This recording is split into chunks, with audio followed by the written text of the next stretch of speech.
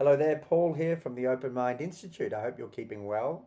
Let's talk about the elephant in the room. And no, I'm not talking about Donald Trump or the invasion on Iran. I'm talking about the other elephant causing mass hysteria and uncertainty and general angst globally. And that is the proliferation, the advent of artificial intelligence and the impact it's going to have on job security. Now, I don't care what industry you're in, there aren't many left that are immune from this. But what we're witnessing now, and what I've been reading about, is called the Great Stay, right? And that is a total opposite to what we saw not so long ago, which was the Great Resignation.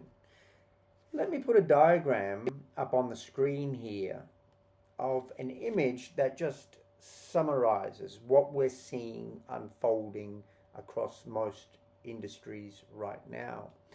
So what you'll see up there, starting from the top right, we've got a deep uncertainty that isn't abating, right? A deep uncertainty about what impact AI will have on the longevity of organizations, how they will do work, which roles are needed, which aren't. And more or less, this is really crippling the leadership of people who are at the helm who might have great technical skills and aptitude, right? You can see there the image of the guy scratching his head, right? But they don't have the necessary human-centric skills to lead effectively during this period of great uncertainty. So the offshoot, or what transpires after that, as you can see going down the diagram, is that difficult decisions are being made, right? We're seeing unprecedented redundancies, people are let go. We're seeing restructuring across ELTs, management teams.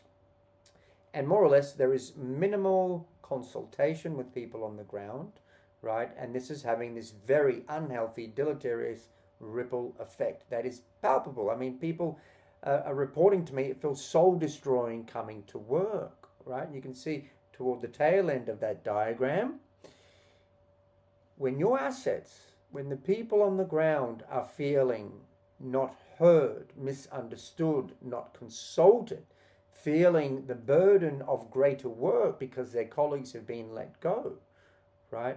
You have lost all buy-in, motivation, and this is what is transpiring to the great stay. And the opportunity cost here is just maybe the solution or pathway out of this tangled web lies in the mind of one of your assets. But because they're feeling depleted, burnt out, they don't want to be there. You can see there from the last image, it's like a stone wall, a barrier is erected. Yeah, and we are stuck in this cycle that is not complete. That's what's going on right now. But I'm here to tell you, it's not all negative. Whilst there is tremendous uncertainty and unknown about the future, I believe it's within our power to stop sitting on our hands and stagnating and waiting to see how this plays out. I believe we have the power to take ownership and authorship of the path ahead. Because here's what I know, and what I know comes off the back of liaising directly with CEOs of multinational companies in the tech industry. Yeah, and that is that we are not going to lose all our jobs to AI. There will be new roles, but human-centric skills are going to be integral to the future of work in this country and abroad. And the human-centric skills that are needed and cannot be replicated are skills like general empathy and adaptive leadership, right? Seeing empathy and the ability to adapt when it comes to leadership. Some of these other people-centric skills include things like critical thinking, high-level analysis, deconstructing problems, right? Emotional and social intelligence, effective communication, authentic relating. There are still a plethora of human-centric skills that will be required to work alongside AI, right? And I'm talking between now and the next 10 years, yeah? And you've got the World Economic Forum saying the same thing, right? Some of these critical skills will be things like critical thinking. So in saying that, before I let you go, I do want to pass on some value, and that is how can you perform a critical analysis when time is of the essence. Again, I'm going to put up another image on your screen. Let's follow this through, and at least you'll be able to walk away from this video knowing that there are still skills for you to acquire, to refine, and to cultivate that will serve you well despite the uncertainty that we're currently seeing. Now, you can see there the acronym to perform this very brief critical analysis is called PI-CT. Easy to remember, right? PI-CT. The P is for problem analysis, right? So analyze the problem, but try and take your initial perspective or tainted bias or how you're implicated in the problem. Look at the problem from a third-party perspective and really flesh out the crux of the problem you are facing or your organization is facing. The I stands for identify perspective. So this is where you do draw out what your perspective is and what the perspectives of the other parties are who are implicated by the problem.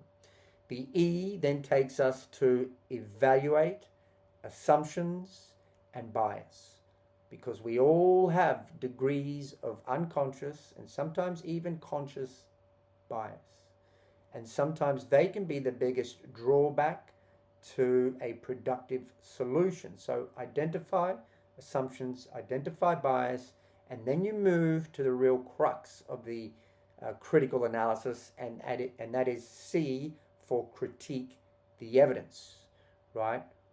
Where is the evidence? How credible is it? Is it first-hand? Is it secondary evidence? And you really got to go deep on this one, right? We want evidence that is unbiased, right?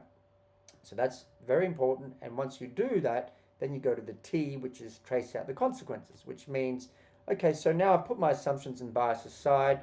I've got the evidence to more or less corroborate that this problem is perhaps validated because of A, B, C, or D. Now let me move to one or two solutions. But before you actually physically make those decisions and execute, what you want to do is future forecast. If I go down this path, make this decision, what impact is it going to have on my people, on my human ecosystem, on my career? Right? So that's just a very brief way to do a critical analysis. I've been waffling on for a while. So what I want to do is I'm also going to attach some links to this post for you to explore more about the advent of AI and what you can do to create greater certainty in a world of perplexity. That's it from me for now. Always keep an open mind, and I will see you in the next video. Cheers.